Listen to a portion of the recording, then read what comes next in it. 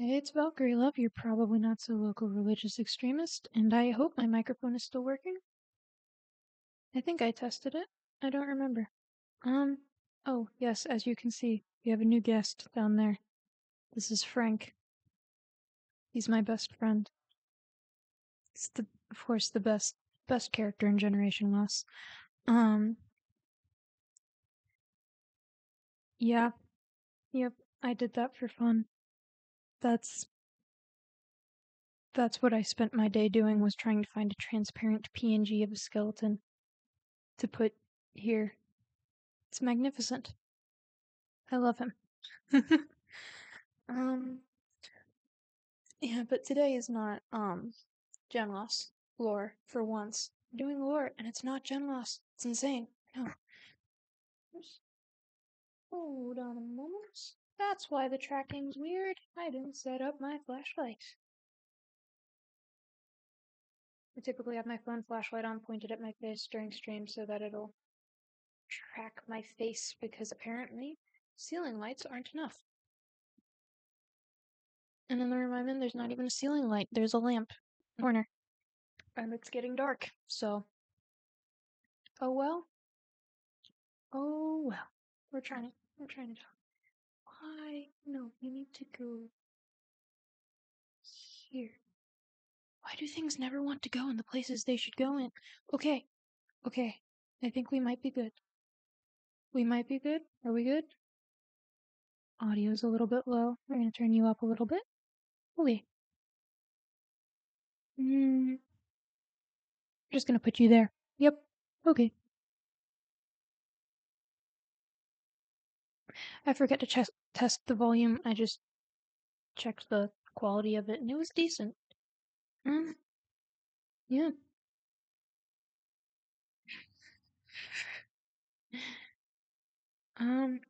Now that I think about it, probably should. Ooh. Ooh. Hey, Marcus. Probably won't stay for the stream while live because I'm currently eating. I think I may prefer listening to the book in the VOD. That's entirely fair.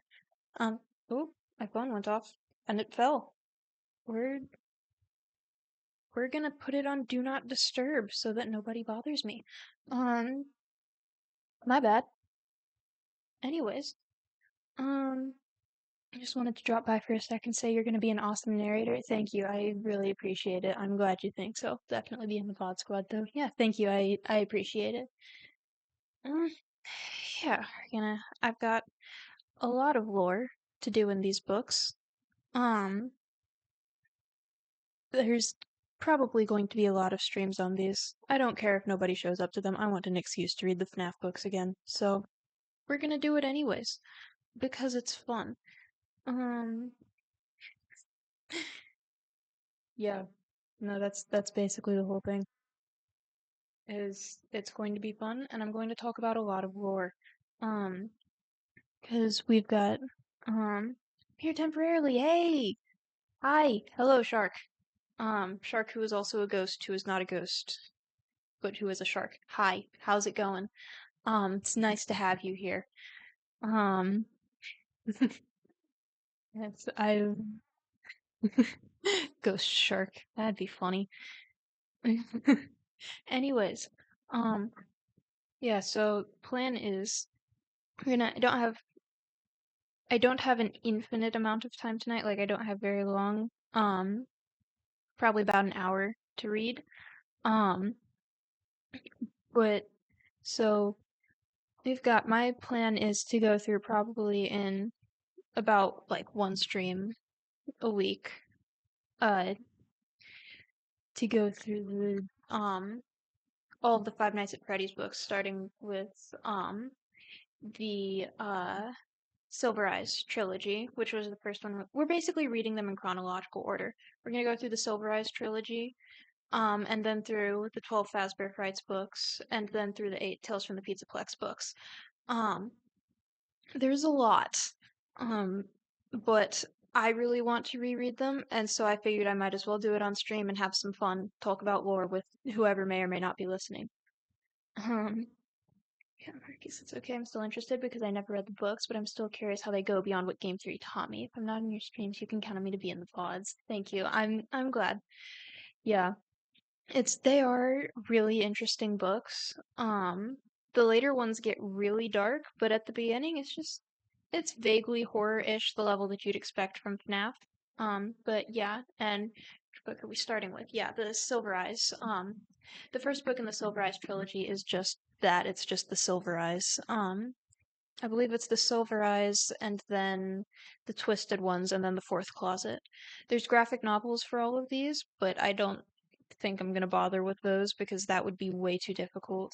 Um, I could set it up as like a hand cam stream, but for one thing, I don't own any of them. Um, so I'd have to try to get them from the library, try to find them. But yeah, the graphic novels are some of the few that I don't own, so I don't think we're gonna bother with those ones. It's basically like the games where the further in the timeline, the more horrifying they are. Basically, yeah. Um, yeah, they just get a lot more violent as time goes on.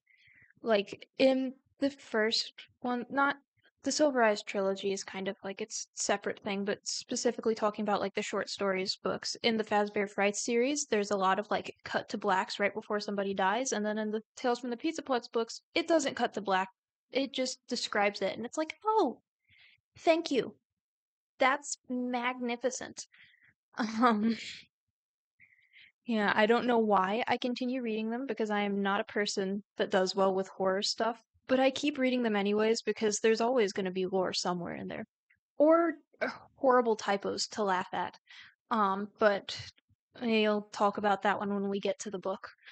Um, it's the first Tales from the Pizzaplex book, Lally's Game. Horrible typo at one point that just most horrifying moment in the story, and then there was a typo and it completely ruined it. That I no, it's I read the books to find the lore and laugh at typos. Given what Ruin showed us at the end, it makes sense why the Pizzaplex books don't leave anything out. Yeah, it's fair. That is fair, yeah. What I find the most funny about those books is that we get the one that Matt Pat himself actually cites as an example of like the FNAF books getting dark and like just describing this very gruesome death. And then there's a sequel story where the guy is like, "Oh no, yeah, he didn't actually die somehow. Don't know how that happened. I don't know. It's weird." I don't entirely understand why the books do the things they do sometimes, but I don't know. I'm just along for the ride and trying to grab desperately at any bits of lore I can find. Some more water. Yeah. Um, yeah, the first Silver Eyes book, I actually haven't checked when this was released. Quartz, I have so many quartz everywhere. And by so many, I mean like 3. And I count myself very lucky for only having 3. Is that a stamp on the inside cover of my book? I can't tell what that is. Oh well. Um, Silver Eyes was released in 2016. So this was around the time of Sister Location, which is, around the time when Scott Cawthon was originally like, yeah, it's his last game in the series with FNAF 4, and then FNAF 5, and then the books, and then FNAF 6, and then AR, VR, Ultimate Custom Night, and then Security Breach, and then Ruin, and then Help Wanted 2, and then Secret of the Mimic, and then Into the Pit, and then Secret of the Mimic, and somewhere in there all the Fazbear Frights Tales from the Pizzaplex books. It got a little bit insane. And I am still here because I have gotten in too deep at this point, and I'm not going to waste all of that. Basically, I'm at the point where I've spent so many hours on this thing that if I were to give up now, this would be years of my life wasted, and I refuse to admit defeat. Um, yep. I own probably $200 worth, if not more, of Five Nights at Freddy's books. Um, and I don't own all of them, and this upsets me, but we're getting there. We're getting there. Ah, I think I'm only missing like 19 at this point, and I have 25. Um, but I own up through book 8 in the Tales from the Pizzaplex series, and the rest I'm planning on getting from the library to read. And up to book 8 in Fazbear Frights. And all of the Tales from the Pizzaplex books. And so I literally in this series, if I do read through all of the FNAF books that I'm planning to read through, I will literally only need to get 4 books from the library for all of that. This may be a problem, seeing as I'm reading 23 books, but that's okay. That's okay. It's fine. It's fine. I didn't get I would have books 9, 10, and 11 of Fazbear Frights as well, but instead of getting those, I got the microphones. So we're sticking with those. I stand by this being the better decision because it is better to have a decent microphone and have to get books from the library than have all of the books and have to read them into a poor microphone. Yeah. This is this one? Yes, it is.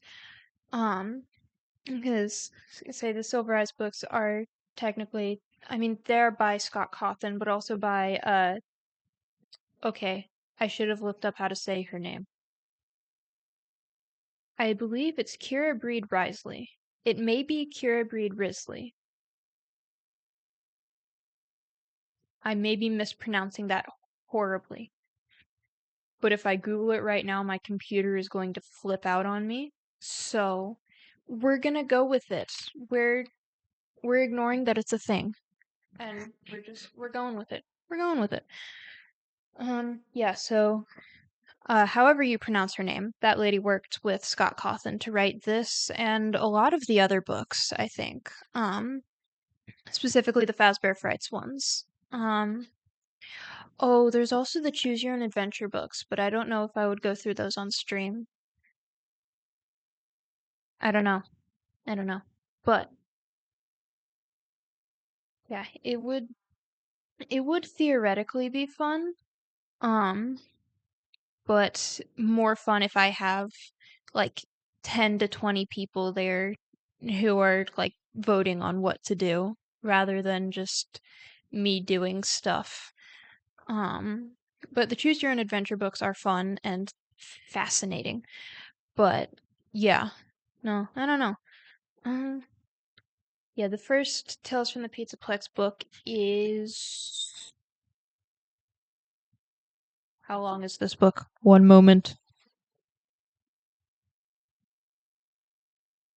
What do you mean 13 chapters? This is a whole 13 chapters and it's 400 pages. What? Okay, it's technically 389, but that's not better. Yeah, it's 13 chapters for that much. How much?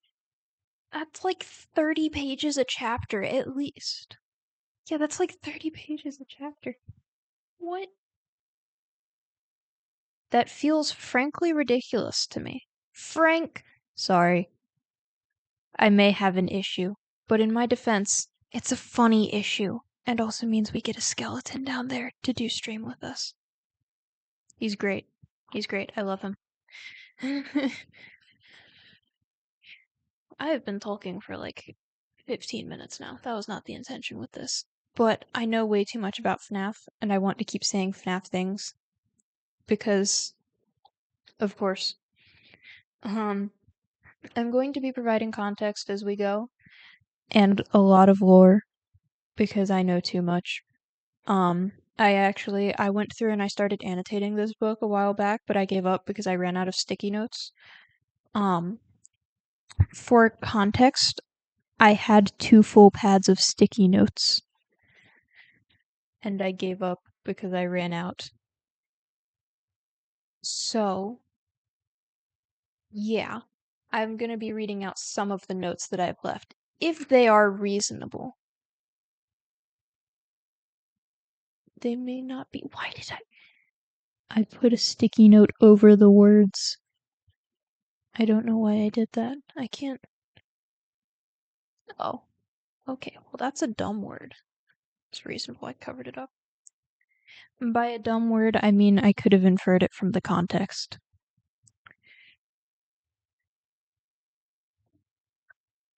Audio keeps going up too far. I'm gonna turn it back down a little bit. Here we go. That one's good. Okay. I need some water. This stream is literally all talking. I spilled water on the bench next to me. It's okay. It will dry. Anyways, yeah, I think we should probably get started because at this point I only have like 45 minutes left. So I think we're gonna go. How long is chapter 1? Where does chapter 1 end? Holy goodness. It better not be 70 pages. No, okay. So I was like, I might drop kick somebody if chapter 1 is 70 pages. What do you mean? But no, it's fine. There we are. It is precisely 30 pages. Wait, is each chapter exactly 30 pages? Hold on. There's no way. No, okay. The next chapter is 33, 36 pages. I forgot how math works. But yeah, so 30 pages. Yeah, we're probably gonna read the first chapter today. That's probably all we're gonna be able to get through, and we'll continue next Sunday, most likely, is gonna be the continuation. Hopefully, gonna have more time, be able to go through a few chapters. Sorry, I'm sitting funky and trying to arrange myself in a proper sitting position while not bumping things and making very loud noises and throwing off my tracking and microphone and everything. Yeah. And now I'm sitting here and I'm like, I don't want to actually read it. I'm scared to read it because what if I do something horrible and forget what voices I give people? Oh yeah, by the way, I am going to attempt to give people voices, but I may forget what voices I've given them, and they probably aren't going to be very distinct. But I am going to try.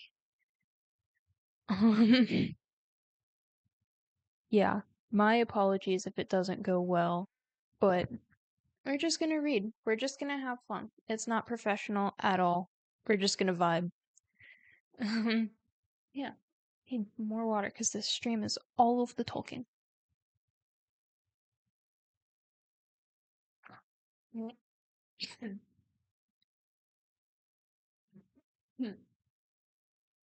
The water went down the wrong way. I'm okay, I promise I'm not dying. Mostly. I'm mostly alive, I think. And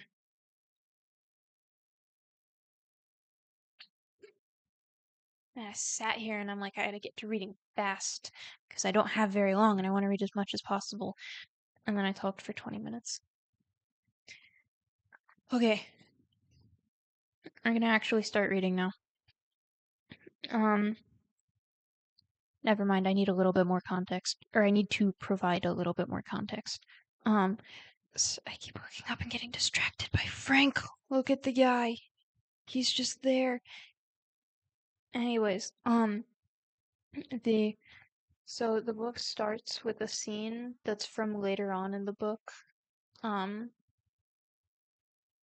That's what the beginning part is, and that's why it kind of throws stuff in the middle of the action. It's not even listed as like a prologue or an introduction or anything. It's just chapter 1 and then the first section is a section from later on in the book. I don't agree with that formatting, but we're going to ignore my opinions. We're not going to ignore my opinions. This stream is about my opinions. But we're going to ignore my opinion on that specifically. And we shall begin. Chapter 1. He sees me. Charlie dropped to her hands and knees. She was wedged behind a row of arcade games, cramped in the crawl space between the consoles and the wall, tangled electrical cords and useless plugs strewn beneath her. She was cornered. The only way out was past the thing, and she wasn't fast enough to make it. She could see him stalking back and forth, catching flickers of movement through the gaps between the games. There was scarcely enough room to move, but she tried to crawl backwards. Her foot caught on a cord. She stopped, contorting herself to carefully dislodge it. She heard the clash of metal on metal, and the farthest console rocked back against the wall. He hit it again, shattering the display, then attacked the next, crashing against them almost rhythmically. Why is rhythmically such a hard word to say? Rhythmically, tearing through the machinery, coming closer. I have to get out. I have to. The panicked thought was of no help. There was no way out. Her arm ached, and she wanted to sob aloud. Blood soaked through the tattered bandage, and it seemed as though she could feel it draining out of her. The console, a few feet away, crashed against the wall, and Charlie flinched. He was getting closer. She could hear the grinding of gears and the clicking of servos even louder. Eyes closed, she could still see the way he looked at her, see the matted fur and the exposed metal beneath the synthetic flesh. Suddenly the console in front of her was wrenched away. It toppled over, thrown down like a toy. The power cords beneath her hands and knees were yanked away, and Charlie slipped, almost falling. She caught herself and looked up, just in time to see the downward swing of a hook. ... Page break. Because that is the opening segment. I mean, it does work, and that it likely gets people to want to read further and figure out what the heck is going on, what is the context for that scene. And I believe it's in, like, over halfway through the book, like 2/3 of the way in. Maybe. I don't remember exactly.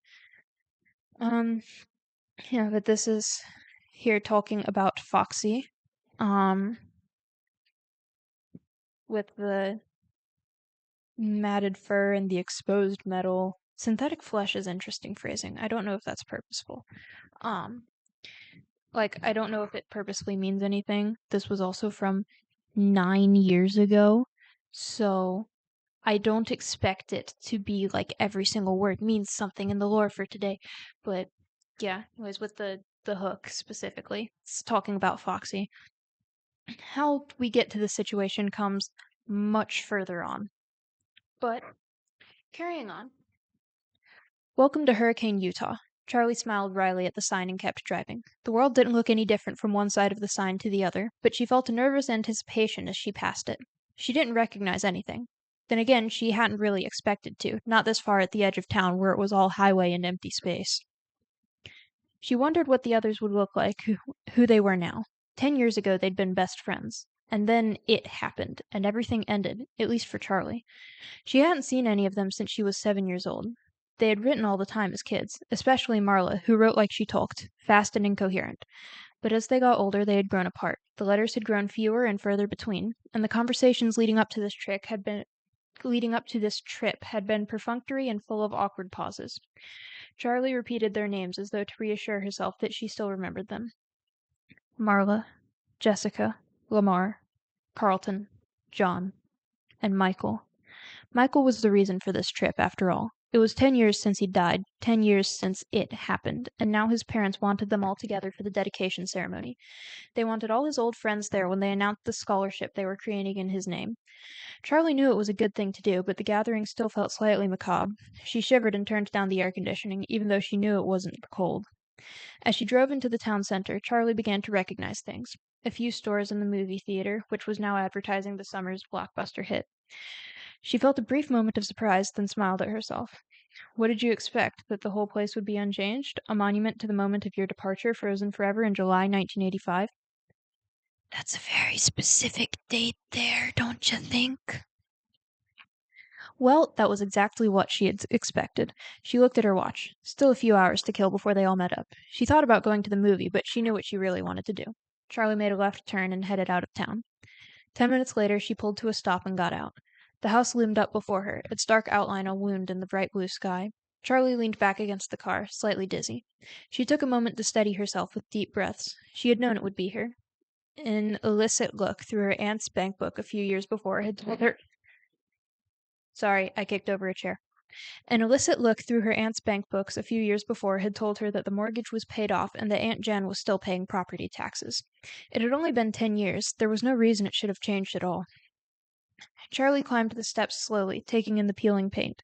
The third stair still had a loose board, and the rose bushes had taken over one side of the porch, their thorns biting hungrily into the wood. The door was locked, but Charlie still had her key. She had never actually used it. As she took it from around her neck and slid it into the lock, she remembered her father putting its chain around her neck, in case you ever need it. Well, she needed it now. The door opened easily, and Charlie looked around. She didn't remember much about the first couple of years here. She had only been 3 years old, and all the memories had faded together in the blur of a child's grief and loss, of not understanding why her mother had to go away, clinging to her father every moment, not trusting the world around her unless he was there, unless she was holding tightly to him, burying herself in his flannel shirts and the smell of grease and hot metal in him. The stairs stretched straight up in front of her, but she did not move directly to them. Instead, she went into the living room, where all the furniture was still in place. She had not really noticed it as a child, but the house was a little too large for the furniture they had. Things were spread out too widely in order to fill the space. The coffee table was too far from the couch to reach. The easy chair was too far across the room to carry on a conversation. There was a dark stain in the wooden floorboards near the center of the room. Why would there be a dark stain, I wonder? Carrying on. Charlie stepped around it quickly and went to the kitchen, where the cupboards held only a few pots, pans, and dishes. Charlie had never felt the lack of anything as a child, but it seemed now that the unnecessary enormity of the house was a sort of apology, the attempt of a man who had lost so much to give his daughter what he could. He had always had a way of overdoing whatever he did. My apologies. The last time she was here, the house had been dark and everything felt wrong. She was carried up the stairs to her bedroom, although she was 7 years old and could have gone quicker on her own 2 feet. But Aunt Jen had stopped on the front porch, picked her up, and carried her, shielding her face as though she were a baby in the glaring sun. In her room, Aunt Jen set Charlie down and closed the bedroom door behind them. She told her to pack her suitcase, and Charlie had cried because all her things could never fit into that small case. We can come back for the rest later, Aunt Jen said, her impatience leaking through as Charlie hovered indecisively at her dresser, trying to decide which T-shirts to bring along. They had never come back for the rest. Charlie mounted the stairs, heading to her old bedroom. The door was partially cracked, and as she opened it, she had a giddy feeling of displacement, as though her younger self might be sitting there among her toys, might look up and ask Charlie, "Who are you?" Charlie went in. Like the rest of the house, her bedroom was untouched. The walls were pale pink, and the ceiling, which sloped dramatically on one side to follow the line of the roof, was painted to match. Her old bed stood still against the wall beneath a large window. The mattress was still intact, though the sheets were gone. The window was cracked slightly open, and rotting lace curtains wavered in the gentle breeze from outside. There was a dark water stain in the paint beneath the window where the weather had gotten in over the years, betraying the house's neglect. Charlie climbed onto the bed and forced the window shut. It obeyed with a screech, and Charlie stepped back and turned her attention to the rest of the room, to her father's creations. Their first night in the house, Charlie had been afraid to sleep alone. She did not remember the night, but her father had told her about it often enough that the story had taken on the quality of memory. She sat up and wailed until her father came to find her, until he scooped her up and held her and promised her he would make sure she was never alone again. The next morning, he took her by the hand and led her to the garage, where he set to work keeping that promise. The first of his inventions was a purple rabbit, now gray with age from years of sitting in the sunlight. Her father had named him Theodore. He was the size of a 3-year-old child, her size at the time, and he had plush fur, shining eyes, and a dapper red bow tie. He didn't do much, only waved a hand, tilted his head to the side, and said in her father's voice, "I love you, Charlie." But it was enough to give her a night watcher, someone to keep her company when she could not sleep. Right now, Theodore sat in a white wicker chair in the far corner of the room. Charlie waved at him, but, not activated, he didn't wave back. Which is interesting that it, tracks her and sees when she's waving. This was made before 1985. I don't know. It's just interesting. After Theodore, the toys got more complex. Some worked and some did not. Some seemed to have permanent glitches, while others simply did not appeal to Charlie's childish imagination. She knew her father took these back to his workshop and recycled them for parts, though she did not like to watch them being dismantled. But the ones that were kept, those she loved, they were here now, looking at her expectantly. Smiling, Charlie pushed a button beside her bed. It gave way stiffly, but nothing happened. She pushed it again, holding it down longer, and this time, across the room and with the weary creak of metal on metal, the unicorn began to move. The unicorn, Charlie had named him Stanley for some reason she could no longer remember, was made of metal and had been painted glossy white. He trundled around the room on a circular track, bobbing his head stiffly up and down. The track squealed as Stanley rounded the corner and came to a stop beside the bed. Charlie knelt beside him on the floor and patted his flank. His glossy paint was chipped and peeling, and his face had given over to rust. His eyes were lively, gazing out of the decay. "You need a new coat of paint, Stanley," Charlie said. The unicorn stared ahead, unresponsive. At the foot of the bed there was a wheel. Made of patched-together metal, it had always reminded her of something she might find on a submarine. Charlie turned it. It stuck for a moment, then gave way, rotating as it always did, and across the room the smallest closet door swung open. Out sailed Ella on her track, a child-sized doll bearing a teacup and saucer in her tiny hands like an offering. Ella's plaid dress was still crisp, and her patent leather shoes still shone. Perhaps the closet had protected her from the damage of the damp. Charlie had had an identical outfit, back when she and Ella were the same height. "Hi, Ella," she said softly. As the wheel unwound, Ella retreated to the closet again, the door closing behind her. Charlie followed her. The closets had been built to align with the slant of the ceiling, and there were 3 of them. Ella lived in the short one, which was about 3.5 feet tall. Next to it was one a foot or so taller, and the third, closest to the bedroom door, was the same height as the rest of the room. She smiled, remembering. "Why do you have 3 closets?" John had demanded the first time he came over. She looked at him blankly, confused by the question. "'Cause that's how many there are," she said finally. She pointed defensively to the littlest one. "That one's Ella's anyways," she added. John nodded, satisfied. Charlie shook her head and opened the door to the middle closet. Or tried to. The knob stopped with a jolt. It was locked. She rattled it a few times, but gave up without much conviction. She stayed crouched low to the floor and glanced up at the tallest closet, her big girl closet that she would someday grow into. "You won't need it until you're bigger," her father would say, but that day never came. The door now hung open slightly, but Charlie didn't disturb it.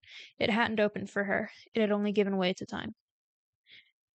As she moved to stand, she noticed something shiny, half hidden under the rim of the locked middle door. She leaned forward to pick it up. It looked like a broken-off piece of a circuit board. She smiled slightly. Nuts, bolts, scraps, and parts had turned up all over the place once upon a time. Her father always had stray parts in his pocket. He would carry around something he was working on, set it down, and forget where it was. Or worse, put something aside for safekeeping, never to be seen again. There was also a strand of hair clinging to it. There was also a strand of her hair clinging to it. She unwound it carefully from the tiny lip of metal it was stuck on. Finally, as though she had been putting it off, Charlie crossed the room and picked up Theodore. His back had not faded in the sun like the front of his body, and it was the same rich, dark purple she remembered. She pressed the button at the base of his neck, but he remained lifeless. His fur was threadbare, one ear hanging loose by a single rotting thread, and through the hole she could see green plastic of his circuit board. Charlie held her breath, listening fearfully for something. The rabbit said, with a barely audible halting noise, and Charlie set him down, her face hot and her chest pinched tight. She had not really expected to hear her father's voice again. "I love you too." Charlie looked around the room.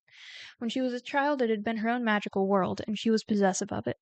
Only a few chosen friends were ever allowed inside. She went to her bed and set Stanley moving on his track again. She left, closing the door behind her before the little unicorn came to a halt. She went out the back door to the driveway and stopped in front of the garage that had been her father's workshop. Half buried in the gravel a few feet away was a piece of metal, and Charlie went to pick it up. It was jointed in the middle, and she held it in her hands, smiling a little as she bent it back and forth. An elbow joint, she thought. I wonder who that was going to belong to. She had stood in this exact spot many times before. She closed her eyes, and the memory overwhelmed her. She was a little girl again, sitting on the floor of her father's workshop, playing with scraps of wood and metal as though they were toy blocks, trying to build a tower with the uneven pieces. The shop was hot, and she was sweaty, grime sticking to her legs as she sat in her shorts and sneakers. She could almost smell the sharp metallic odor of the soldering iron. Her father was nearby, never out of sight, working on Stanley the unicorn. Stanley's face was still unfinished, one side white and shining and friendly, with a gleaming brown eye that seemed almost to see. The other half of the toy's face was all exposed circuit boards and metal parts. Charlie's father looked at her and smiled, and she smiled back, beloved. In a dark corner behind her father, barely visible, hung a jumble of metal limbs, a twisted skeleton with burning silver eyes. They said the title. Every once in a while it gave an uncanny twitch. Charlie tried never to look at it, but as her father worked, as she played with her makeshift toys, her eye was drawn back to it again and again. The limbs, contorted, seemed almost mocking, the thing a ghastly jester, and yet there was something about it that suggested enormous pain. "Daddy?" Charlie said, and her father did not look up from his work. "Daddy?" she said again, more urgently, and this time he turned to her slowly, as though not fully present in the world. "What do you need, sweetie?" She pointed at the metal skeleton. "Does it hurt?" She wanted to ask the question, but when she looked into her father's eyes she found she could not. She shook her head. "Nothing." He nodded at her with an absent smile and went back to his work. Behind him the creature gave another awful twitch, and its eyes still burned. Charlie shivered and drew herself back to the present. She glanced behind her, feeling exposed. She looked down, and her gaze fixed on something. 3 widely spaced grooves in the ground. She knelt, thoughtful, and ran her finger over one of them. The gravel was scattered away, the marks worn heavily into the dirt. A camera tripod of some sort? It was the first unfamiliar thing she'd seen. The door to the workshop was cracked open slightly, inviting, but she felt no desire to go inside. Quickly she headed back to her car, but she stopped as soon as she settled into the driver's seat. Her keys were gone, having probably fallen out of her pocket somewhere inside the house. She retraced her steps, merely glancing into the living room and kitchen before heading up to her bedroom. The keys were on the wicker chair beside Theodore the rabbit. She picked them up and jangled them for a moment, not quite ready to leave the room behind. She sat down on the bed. Stanley the unicorn had stopped beside the bed as he always did, and as she sat, she patted him absently on the head. It had grown dark while she was outside, and the room was now cast in shadows. Somehow, without the bright sunlight, the toy's flaws and deterioration were thrown into sharp relief. Theodore's eyes no longer shone, and his thin fur and hanging ear made him look like a sickly vagabond. When she looked down at Stanley, the rust around his eyes made them look like hollow sockets, and his bared teeth, which she had always thought of as a smile, became the awful, knowing grin of a skull. Charlie stood up, careful not to touch him, and hurried toward the door, but her foot caught on the wheel beside the bed. She tripped on the tracks and fell sprawling to the floor. There was a whir of spinning metal, and as she raised her head, a small pair of feet appeared under her nose, clad in shining patent leather. She looked up. There above her was Ella, staring down at her, silent and uninvited, her glassy eyes almost appearing to see. The teacup and saucer were held out before her with a military stiffness. Charlie got up cautiously, taking care not to disturb the doll. She left the room, stepping carefully to avoid accidentally activating any other toys. As Charlie went, Ella retreated to her closet, almost matching her pace. Charlie hurried down the stairs, seized by an urgency to get away. In the car, she fumbled the key 3 times before sliding it into place. She backed too fast down the driveway, running recklessly over the grass of the front yard, and sped away. After about a mile, Charlie pulled over on the shoulder and turned the car off, staring straight ahead through the windshield, her eyes focused on nothing. She forced herself to breathe slowly. She reached up and adjusted the rearview mirror so she could see herself. She always expected to see pain, anger, and sorrow written on her face, but they never were. Her cheeks were pink, and her round face looked almost cheerful, like always. Her first weeks living with Aunt Jen, she heard the same things over and over when Aunt Jen introduced her. What a pretty child. What a happy-looking child she is. Charlie always looked like she was about to smile, her brown eyes wide and sparkling, her thin mouth ready to curve up, even when she wanted to sob. The incongruity was a mild betrayal. She ran her fingers through her light brown hair as though that would magically fix its slight frizziness and put the mirror back into position. Yeah. Alright. Okay. She turned the car back on and searched for a radio station, hoping music might bring her fully back to reality. She flipped from station to station, not really hearing what any of them were playing, and finally settled on an AM broadcast with a host who seemed to be yelling condescendingly at his audience. She had no idea what he was talking about, but the brash and annoying sound was enough to jar her back into the present. The clock in the car was always wrong, so she checked her watch. Man, I'm sorry, I cannot read tonight. It was almost time to meet her friends at the diner they had chosen, near the center of town. Charlie pulled back onto the road and drove, letting the sound of the angry talk radio host soothe her mind. When she reached the restaurant, Charlie pulled into the lot and stopped, but didn't park. The front of the diner had a long picture window all across it, and she could see right inside. Though she had not seen them for years, it took her only a moment to spot her friends through the glass. Jessica was the easiest to pick out from the crowd. She always enclosed pictures with her letters, and right now she looked exactly like her last photo. Even seated, she was clearly taller than either of the boys and very thin. Though Charlie could not see her whole outfit, she was wearing a loose white shirt with an embroidered vest, and she had a brimmed hat perched on her glossy, shoulder-length brown hair, with an enormous flower threatening to tip it off her head. I'm gonna be honest, I want that hat. Thank you. I really appreciate that. Thank you so much. And it's nice seeing you here. How are you doing today? Um, yeah, no, I want that hat. A brimmed hat with an enormous flower. I love hats with magnificent flowers. There's no reason to have a flower that big, but I want one anyways. She was gesturing excitedly about something as she spoke. The two boys were sitting next to each other, facing her. Carlton looked like an older version of his red-headed childhood self. He still had a bit of a baby face, but his features had refined, and his hair was carefully tousled and held in place by some alchemical hair product. He was almost pretty for a boy, and he wore a black workout shirt, though she doubted he'd ever worked out a day in his life. Mood. He slouched forward on the table, resting his chin in his hands. Beside him, John sat closest to the window. John had been the kind of child who got dirty before he even went outside. There would be paint on his shirt before the teacher handed out the watercolors, grass stains on his knees before they came near the playground, and dirt under his fingernails just after he washed his hands. Ooh, Marcus, hi. Decided to return. How far in are we?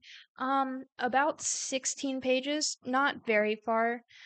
So far you've just missed, a little bit of background information about the main character. Charlie is returning to the town that she left when it been July 1985. It doesn't say when this is, but it's seemingly many years later. Um, so that's basically um all of the necessary context at this point. Not much actual story has happened.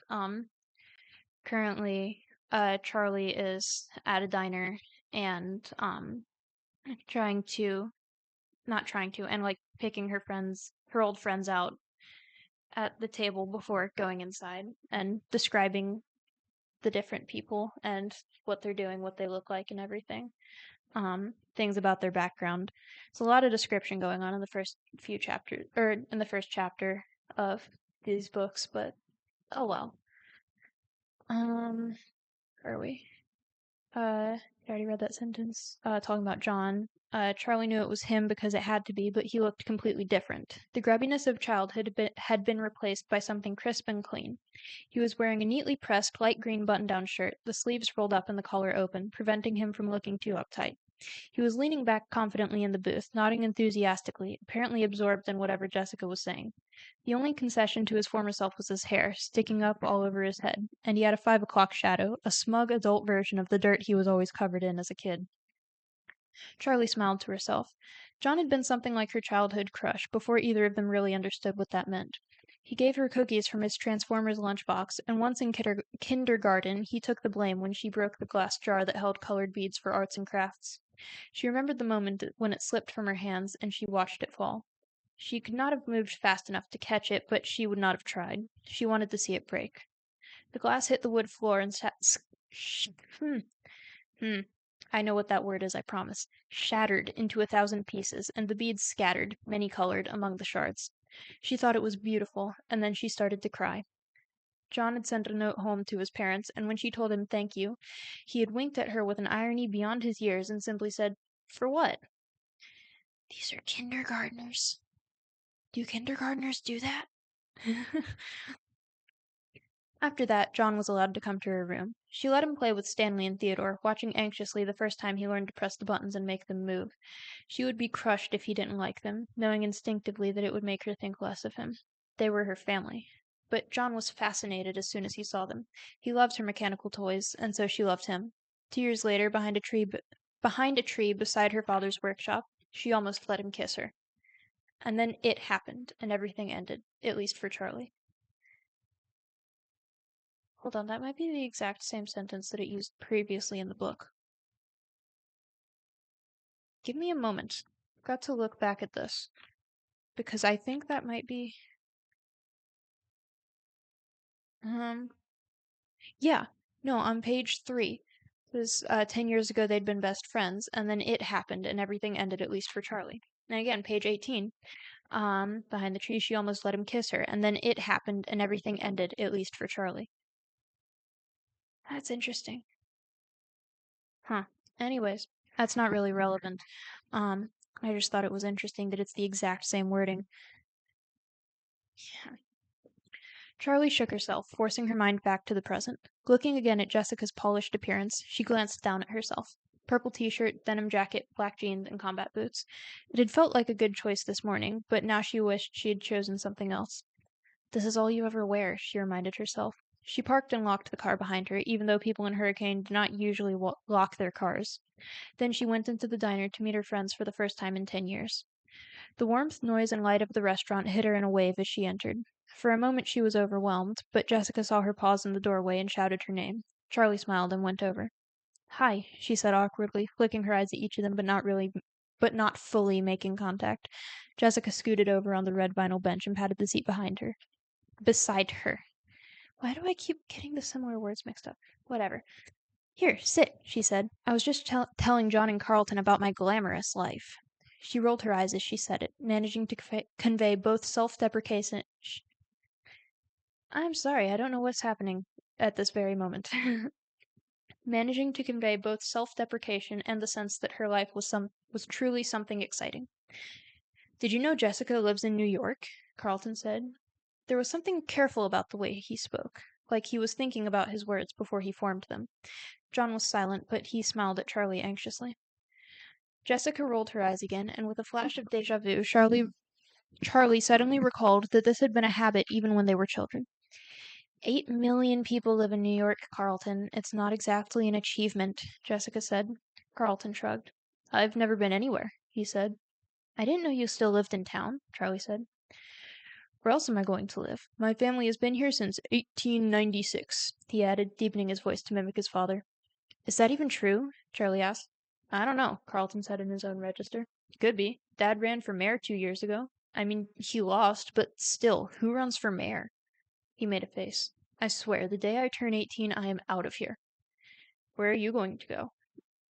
Where are you going to go? John asked, looking seriously at Carlton. Carlton met his eyes just as serious for a moment. Abruptly, he broke away and pointed out the window, closing one eye, as if to get his aim true. John raised an eyebrow as he looked out the window, trying to follow the line Carlton was pointing to. Charlie looked too. Carlton wasn't pointing at anything. John opened his mouth to say something, but Carlton interrupted. Or, he said, as he smoothly pointed in the opposite direction. Okay, John said. John scratched his head, looking slightly embarrassed. Anywhere, right? He added with a laugh. Where's everyone else? Charlie asked, peering out the window and searching the parking lot for new arrivals. Tomorrow, John said. They're coming tomorrow morning, Jessica jumped in to clarify. Marla's bringing her little brother. Can you believe it? Jason? Charlie smiled. She remembered Jason as a little bundle of blankets with a tiny red face peeking out. I mean, who wants a baby around? Jessica adjusted her hat primly. I'm pretty sure he's not a baby anymore, Charlie said, stifling a laugh. Practically a baby, Jessica said.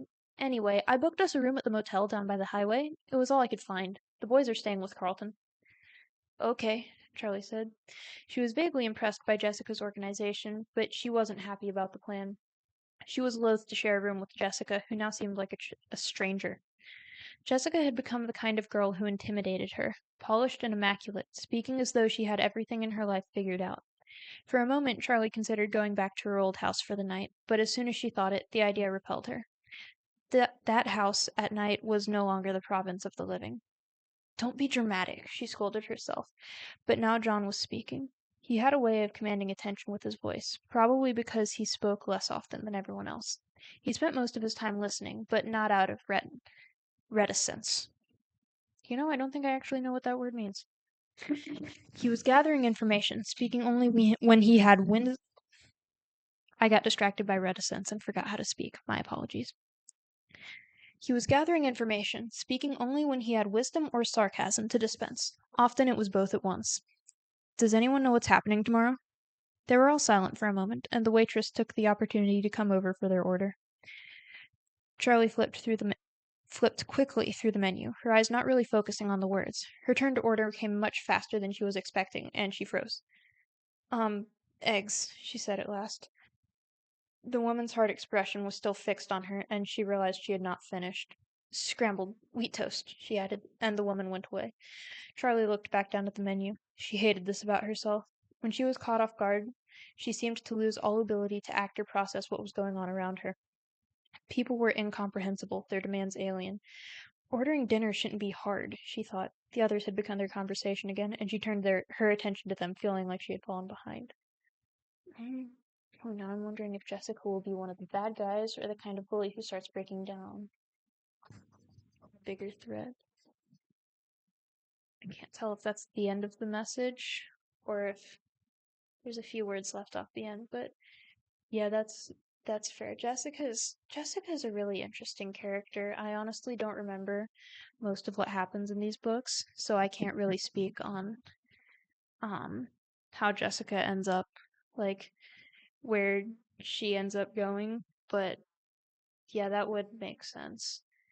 Um like I remember the vague plot of the books, but not a lot of specifics. Um like not like exactly what happens, just vaguely. But yeah, I don't remember exactly what happens with Jessica, but yeah, it does seem like that. Where was I? Oh yeah, the conversation.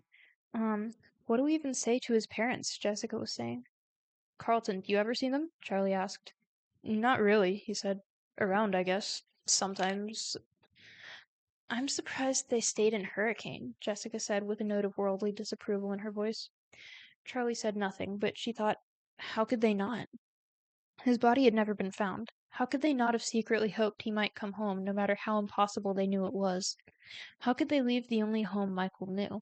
It would mean really finally giving up on him. Maybe that was what this scholarship was, an admission that he was never coming home.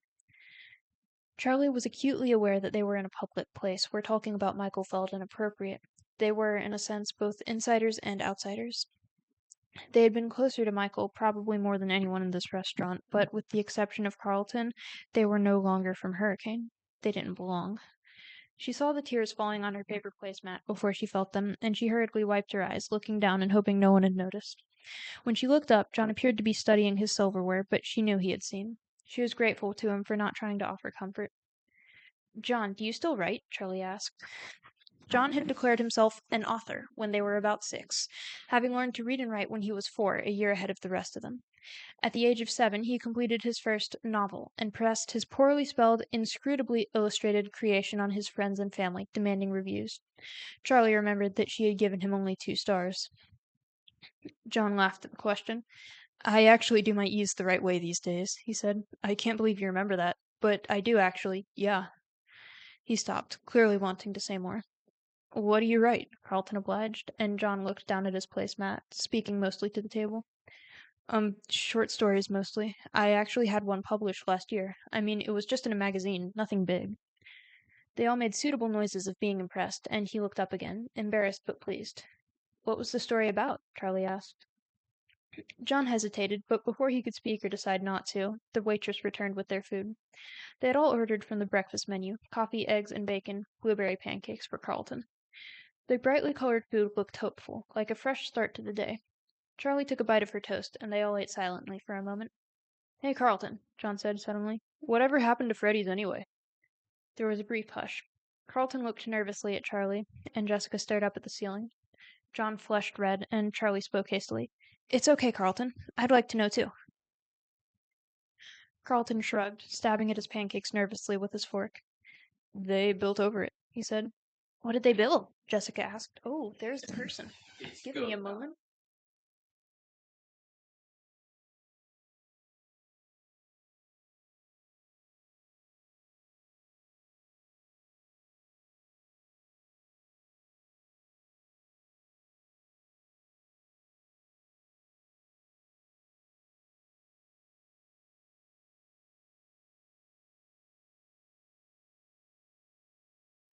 Sorry, I've asked him not to do that. Oh, I don't remember where it was. They built over it. What did they build? Jessica asked. Is there something else there now? Was it built over or just torn down? John asked. Carlton shrugged again, quick, like a nervous tick. Like I said, I don't know. It's too far back from the road to see, and I haven't exactly investigated. It might have been leased to someone, but I don't know what they did. It's all been blocked off for years under construction. You can't even tell if the building is still there. So it could be there? Jessica asked with a spark of excitement breaking through. Like I said, I don't know, Carlton answered. Charlie felt the diner's fluorescent lights glaring down on her face, suddenly too bright. She felt exposed. She had barely eaten, but she found herself rising from the booth, pulling a few crumpled bills from her pocket and dropping them on the table. I'm going to go outside for a minute, she said. Smoke break, she added hastily. You don't smoke. She chided herself for the clumsy lie as she made her way to the door, jostling past a family of 4 without saying excuse me, and stepped out into the cool evening. She walked to her car and sat on the hood, the metal denting slightly under her weight. She took in breaths of cool air as if it were water and closed her eyes. You knew it would come up. You knew you would have to talk about it, she reminded herself. She had practiced on the drive here, had forced herself to think back to happy memories, to smile and say, remember when? She thought she was prepared for this, but of course she had been wrong. Why else would she have run out of the restaurant like a child? Charlie? She opened her eyes and saw John standing next to the car, holding her jacket out in front of him like an offering. You forgot your jacket, he said, and she made herself smile at him. Thanks, she said. She took it and draped it over her shoulders, then slid over on the car's hood for him to sit. Sorry about that. Wait, that was the wrong character. Sorry about that, she said. In the dim lights of the parking lot, she could still see him blush to his ears. He joined her on the car's hood, leaving a deliberate space between them. I haven't learned to think before I talk. I'm sorry. John watched the sky as the plane passed overhead. Charlie smiled, this time unforced. It's okay. I knew it was going to come up. It had to. It sounds stupid, but I never think about it. I don't let myself. No one knows what happened except my aunt, and we never talk about it. Then I come here, and suddenly it's everywhere. I was just surprised, that's all. Uh-oh. John pointed, and Charlie saw Jessica and Carlton hesitating in the doorway of the diner. She waved them over, and they came. Remember that time at Freddy's when the merry-go-round got stuck, and Marla and the mean kid Billy had to keep riding it until their parents plucked them off? Charlie said. John laughed, and the sound made her smile. Their faces were bright red, crying like babies. She covered her face, guilty that it was so funny to her. There was a brief, surprised silence, then Carlton started laughing. Then Marla puked all over him. Sweet justice, Charlie said. Actually, I think it was nachos, John added. Jessica wrinkled her nose. So gross. I never wrote it again, not after that. Oh, come on, Jessica, they cleaned it, said Carlton. I'm pretty sure kids puked all over that place. Those wet floor signs weren't there for nothing. Right, Charlie? Don't look at me, she said. I never puked. We used to spend so much time there. Privileges of knowing the owner's daughter, Jessica said, looking at Charlie with mock accusation. I couldn't help who my dad was, Charlie said, laughing. Jessica looked thoughtful for a moment before she continued. I mean, how could you have a better childhood than spending all day at Freddy Fazbear's Pizza? I don't know, said Carlton. I think that music got to me over the years. He hummed a few bars of the familiar song. Charlie dipped her head to it, recalling the tune. I love those animals so much, Jessica said suddenly. What's the proper term for them? Animals? Robots? Mascots? I think those are all accurate. Charlie leaned back. Well, anyway, I used to go and talk to the bunny. What was his name? Bonnie, Charlie said. Yeah. I used to complain about him to I used to complain to him about my parents. I always thought he had an understanding look about him. Carlton laughed. Animatronic therapy, recommended by 6 out of 7 crazy people. Oh, SeranVT, hi. Um, hello, people? Um, hi. Hello. Um, I am entirely uncertain what to do about this. Hi. It is nice to see you here. Um, yeah, I hope you like FNAF, where I'm actually uh trying to finish up this. It's almost time for um it's almost time for me to be going, but hi. I am Valkyrie Love. Uh I I don't know, I'm sorry, I'm kind of freaking out a little bit. I did not expect this to happen. Neck tattoo, yes. Yes, hi. Um, uh, okay. Um, wow, okay. It's a milestone. Okay. Um, yeah, so I am, Valkyrie Love. I do, I'm a Catholic VTuber. I do a lot of, um, uh, a lot of like lore related things, a lot of talking. I recently started doing hand cam streams more often, and this is my first stream where I'm reading more. Seran, uh, hi, it's nice. How is your stream? What were you doing on stream? I'm sorry, I really do not know any etiquette for this. I was not prepared at all. Trying to leave. Um, Typically no. However, there are certain animes that are good. I don't make the rules, I just follow them. Um, oh. um, um, what was the least fun stream I've ever had? We watched the DMC Netflix anime. It was atrocious. Oh no. Oh, that's unfortunate.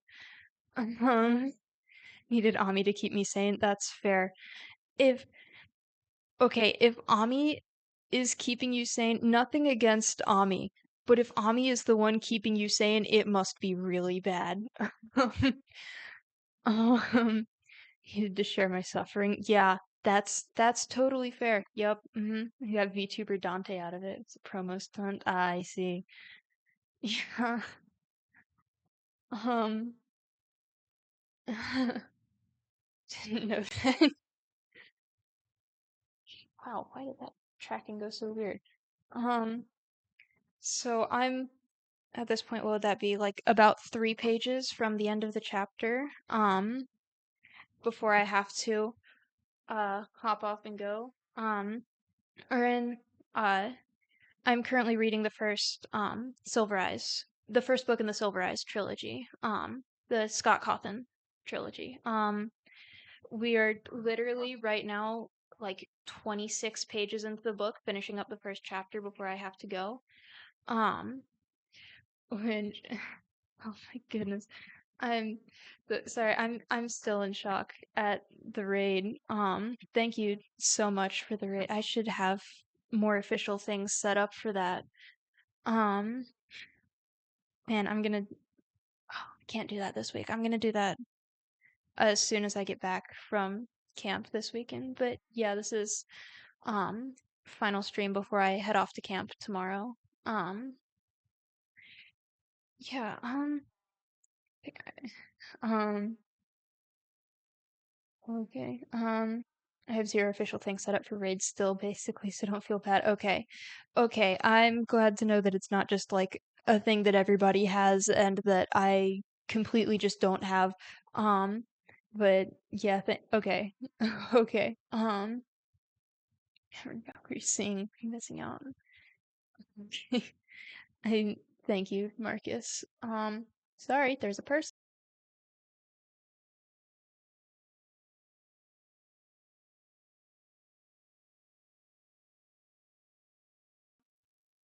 Skeleton is meant to be the character Frank. Yes, yes, this is a new addition to stream. This is Frank. Um, he's the best character in Gen Loss. Um, that's been most of my other streams until now. Um, okay, my mom has actually just told me that I need to be um heading out like now. Um, my goodness. Yeah, I can't read 3 pages in 5 minutes. I'm sorry. I intended to finish the first chapter, but I suppose I will have to when I get back from camp. Um, yeah, it's great. It's an awesome time to camp. It was a very entertaining stream. Thank you. I'm really glad it was. Yeah, we get to start halfway through page 27. Have a good time at camp. Thank you. Thank you. I really appreciate it. Keep not expecting the emojis to fly across the screen. I don't know why that's happening, but or I suppose that's a setting. I don't know. I don't know what's going on. It's raid. I have no clue about anything to do with raiding, quite honestly. Um, I do want to, but I really do not know what I'm doing. Can try. Forget we could camp. Thanks for the stream. Yeah, of course. I enjoyed this. I'm excited to keep reading it and hopefully stop at the end of a chapter. Um, but I Yeah, there's a raid button in the Twitch UI. Okay. Yeah, we're going to look at this because I literally have been too terrified to look at it before, and whenever I've ended stream, I've only had like maybe one or two people, and so I haven't looked at it because it's been like, it's not it's not going to do anything. It also, my laptop is slow as heck, so my tracking is going to be scuffed while I'm trying to pull this up. So button in the Twitch UI. Okay.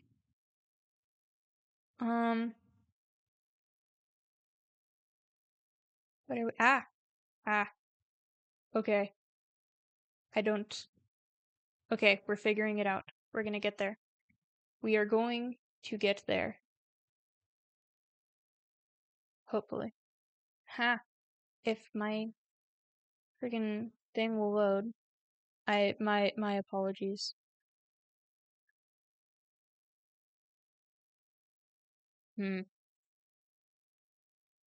Okay, so uh, um well, if you can't find anyone to raid but want a good recommendation, I can recommend someone. Um should throw together a stream ending screen that does not have your model on it. I do have one of those. But I am uh sorry, trying to figure this out. I don't actually know what I'm doing to raid. My apologies. You can also use the chat to raid. Okay. Um okay.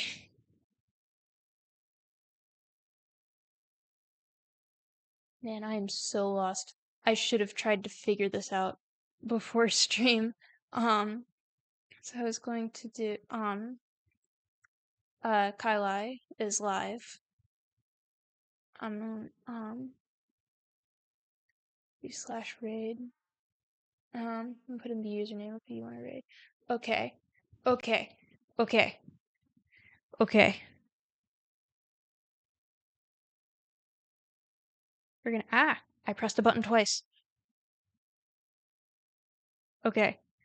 Okay. I've figured it out. Okay. Now that I've figured this out, we can do the outro thing. Okay. Um Yeah, thank you guys for being here. Thank you so much, Seran, for the raid. Um, and who's the victim? Yeah, we're doing Kailai. Yes. Um, we are raiding Kailai. Um, but yes. Yes, thank you, Sarah, for both for the raid and for helping me figure out um how to do the raid myself. I will learn more, I promise. I'm just really lost right now. Thank you for sharing your FNAF love. Yeah, of course. I'm really glad at least y'all are enjoying it. Um, yeah, thank you so much for being here. And yeah, I'm gonna be off at camp the next week, but I'll see y'all when I get back. I saw FNAF and was like, that'll be a good palate cleanser after this garbage. That's fair. Yeah, that's fair. Fortunately, I didn't get to read any more after y'all came in, but yeah, it is. I had a lot of fun reading this. I'm gonna have fun continuing reading it. Actually, think I'm gonna peace out in this raid, but give her and her collab partners love for me. All right, it's fair. I will. Thank you for being here, Marcus. Um, yeah, I'm gonna be out for the next week, but I'm gonna stream again when I come back next Saturday. I'm gonna be doing a Rainbow Loom stream and just doing that and talking about camp. So, yeah, I'm gonna send y'all over to Kailai once I'm done. And yeah, in the meantime, don't forget to consider religious extremism. See you on the flip side.